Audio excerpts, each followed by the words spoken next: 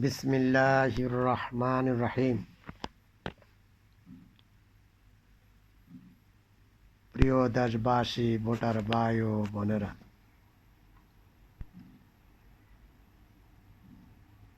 ওরা শুধু আমার আইডি বন্ধ করে দেয়।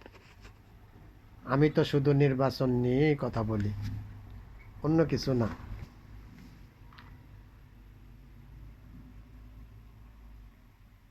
আজকে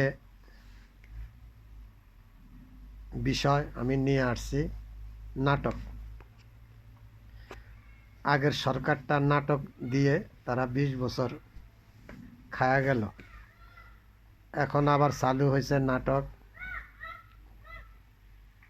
আমি আপনাদেরকে বলি, কোনো নাটক লাগবে না। শর্টকাট একটা বুদ্ধি আছে, যে এই গণতন্ত্রের এই অবস্থা হয়েছে কেন? একমাত্র এই বিএনপির জন্য। বিএনপিকে যদি আপনারা শেষ যদি না করতে পারেন, এই দেশের নিরপেক্ষ নির্বাচন হবে না। আপনারা কেমনে বলবেন যে বিএনপি যারা আছে এরা তো মনে করেন যে আমাকে বকাবকি করবে? বকাবকি করো না ভাই। এই আমি কোনো বিএনপি করি না। আমার একটা দোকান ছিল, লন্ড্রি দোকান। আমি ওই জিনিসটা আমার জীবন কাহিনীতে আমি লিখছি। আমি একটা লন্ড্রির দোকানদার ছিলাম। আমি বিয়ে করতে গেছি, আর বলছে যে ছেলে করে কি? কয় লন্ড্রির দোকান। আমার সামনের থেকে খানা নিয়ে নিছে, কয় লন্ড্রিওয়ালা ছেলের কাছে আমরা মেয়ে বিয়ে দিব না। আমার দোকানটা ছিল কেরানীগঞ্জ, আগানগর, বাবর আলী রোড, নাজির ড্রাই ক্লিনার্স। কেরানীগঞ্জের এমন কোনো সন্তান নাই যে দোকানটা না চিনত। ওইখানকার যে বিএনপির যে লোকগুলি আসলে এই দোকানটার ভিতরে তাদের এমন আড্ডা হয়েছিল, আমি আপনাদেরকে বুঝাইতে পারবো না। এটাই তাদের ছিল ঠিকানা। ওই জায়গায় গেলে আমাদেরকে পাইবি, এই জায়গায় গেলে আমাদেরকে পাইবি। যখন আওয়ামী লীগ ক্ষমতায় আসলো, তারা সবাই ভাগে গেল, আমি যামু কই? আমার উপরে এত জুলুম করছে, এত জুলুম করছে। আমি আল্লাহর কাছে বলছিলাম জেলখানায়, যে আল্লাহ, আমার যে শত্রু তাকেও তুমি তার উপরও এরকম জুলুম করবে না। দেখেন, শুধু বিএনপির লোক আমার দোকানে বসার কারণে এই ঘটনাটা হয়েছে। বিএনপিকে আপনারা যদি শেষ না করেন, নির্বাচন হবে না। কেন? দেখেন, আগেরকার যে সরকারটা আছিল, এমন কোনো সিস্টেম তারা বাকি রাখে নাই। আমি আপনাদেরকে কি বলবো, আপনারা সব কিছুই জানেন। এরকম কোনো জিনিস বাকি নেই যে বিএনপির উপরে যোগ না করছে। আসামি ফায়নায় টিউবওয়েল খুলে নিয়ে আসছে যেন পানি না খাইতে পারে, এরকম জুলুমও করছে।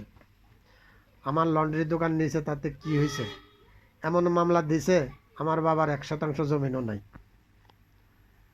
আমার মার বিশ্বাস হইল না, আমাকে প্রবাস পাঠিয়ে দিয়ে আমার মা আমার জন্য কাঁদতে কাঁদতে তার জীবন শেষ, মৃত্যুবরণ করছে। আমার মারে আমি ভালো একটা কিছু খাওয়াইতে পারি নাই।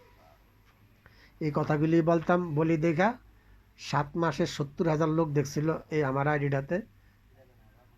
হ্যাকিং করে নিয়ে নিছে, না ব্লক করে দিছে। আমি একটু কম বুঝি, আমি অনেকটা আর চেষ্টা করছি, আমি রিটার্ন আনতে পারি না। আবার কিছু কথা বলতে আছি।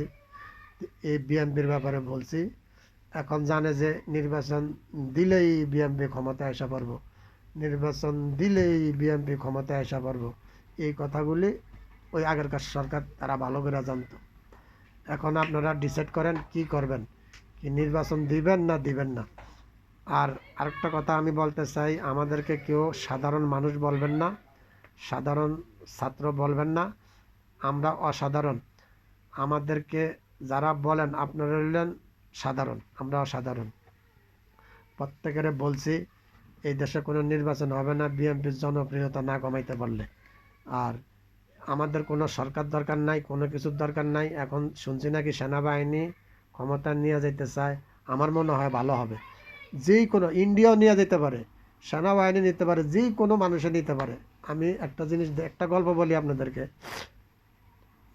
আগেরকার আমলে আমরা মাটি কাটতাম রাস্তার, মনে না? আপনারা ডালাই মালাই করেন, এই করেন সেই করেন, সম্পূর্ণ এই আমরা মাথার তালু দিয়ে রাস্তাগুলি বাঁধছি।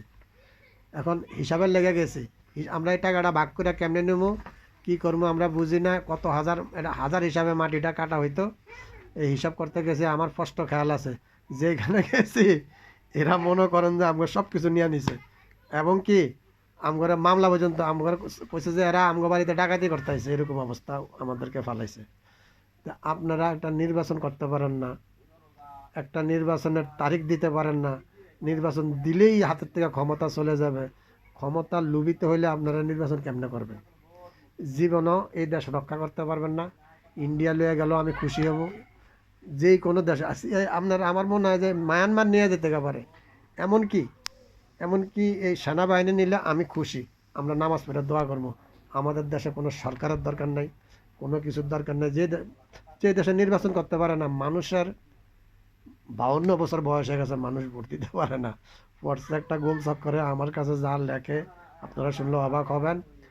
নির্বাচন যদি করতে হয়, একটা মানুষে আছে, তার নাম নিউ নির্বাচন কমিশনার নাজিম মোল্লা। ও ছাড়া বাংলার মাটিতে নিরপেক্ষ নির্বাচন আর কেউই করতে পারবে না। এই কথা বলে আমি রাখি, আপনারা চিন্তা ভাবনা করেন। এদের পিছে ঘুরলে জীবনে ভোট দিতে পারবেন না। এই নাজিম মোল্লার হাত ধরেন, গণতন্ত্র রক্ষা করেন, সোনার বাংলা রক্ষা করেন। যদি রাজি হন, ব্যালট পেপার কিনে ভোট দিবেন। 52 বছরের ফটকাবাজি শেষ, ভোটারদের হবে বাংলাদেশ। পৃথিবীর যত শক্তি আছে, বাংলাদেশের যত শয়তানের কমান্ডার আছে, এই কথা বলতে পারবে না যে তোরা ভোট দিতে পারবি না।